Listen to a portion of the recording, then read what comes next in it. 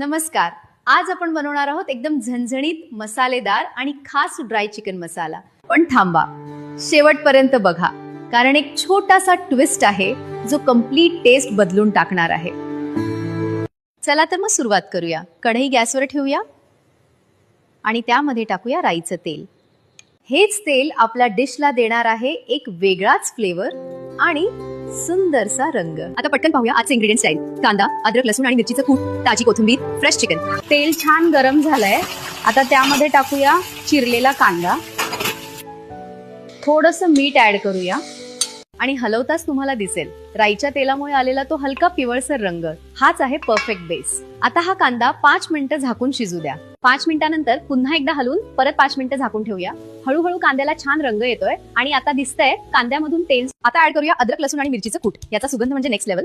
थोडंसं परतून घेतल्यानंतर आता टाइम आहे मसाल्यांचा. आणि मसाल्यामध्ये हळद,